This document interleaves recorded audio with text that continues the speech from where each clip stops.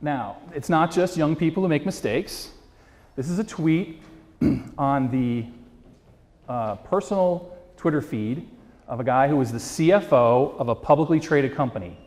The tweet reads, "Board meeting, good numbers, happy board." Seems innocuous enough, except the public company was in a quiet period, which means the period of time before earnings are released.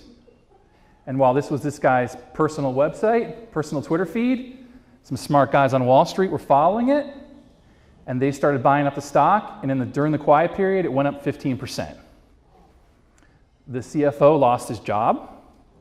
He had been compensated more than $700,000 the year before. His compensation the year before, and the company had to deal with an SEC inquiry. It's where your website's located. It's where all your online news sites are. It's where, weather.com, ESPN, the places you visit on a regular basis. It's all the content online that is indexed by the search engines that you can find through Google, okay? Beneath the surface, you have the deep web, sometimes called the deep net, or the invisible web. I like the deep web. And that's all the information that's not indexed by search engines. So that's all the information that's behind a paywall. That's all your email. That's everything that has a username and password. It's all your Netflix movies, right? Your online banking. All that's the commerce of the internet. It's going on underneath the surface, right?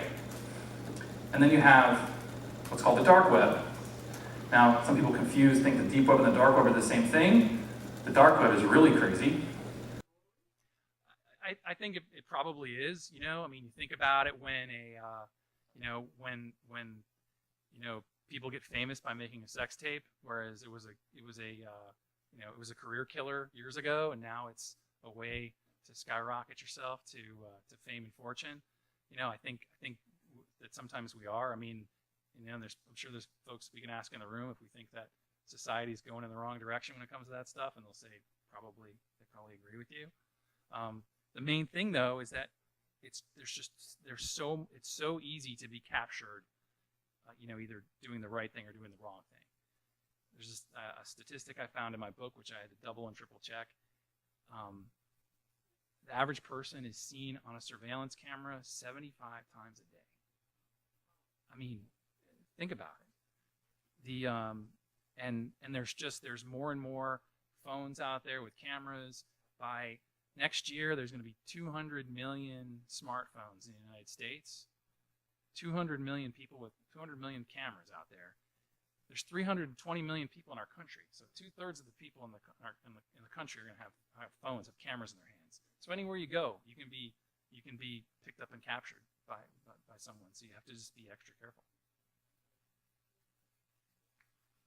Was online, and then that's the only thing that's online. And so you need to have a Twitter account, you need to have a Facebook account, you need to be on LinkedIn. If you run a business, you have to be looking at online review sites, you have to engage in online review sites, you have to play in the online universe, because if you don't, then you're basically turning your life over to Google. Sure. You're throwing your life into Google's hands. So, and guess what? You could not, Matt, you could not have a Twitter account, which I know you have. You could not be on LinkedIn. You could avoid all this stuff, and you could do everything you possibly could to not be online, but there will still be stuff about you online. Sure. Because if you own a home, there's a record of it. If you've made a political contribution, there's a record of it. All that stuff is all out. There's stuff out there. And now, if you may not want the world to know, if you contributed to a political campaign, for business reasons, perhaps, because of the job you have. But it's out there. But it's out there. Yeah. So what do you want people to find when they're looking for you?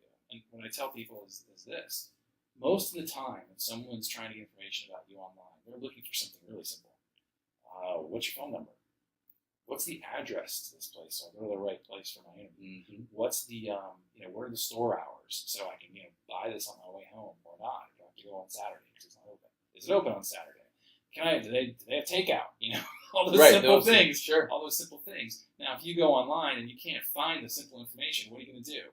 Well, number one, if it's a business and you can't find the phone number, then they're not going to get patronized. Number one.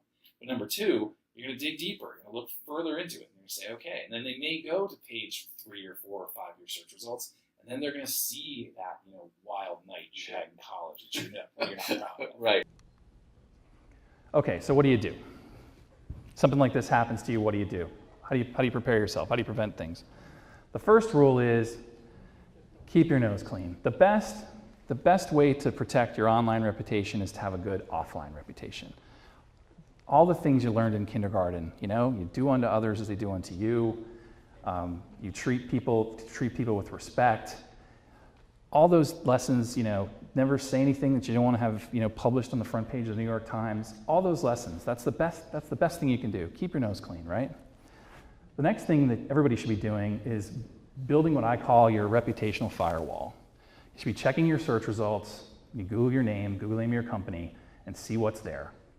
And you should try to have control of the first page of search results, and that's by being engaged online. So you may think that, hey, I'm just going to ignore all this online stuff. Well, you ignore it at your peril.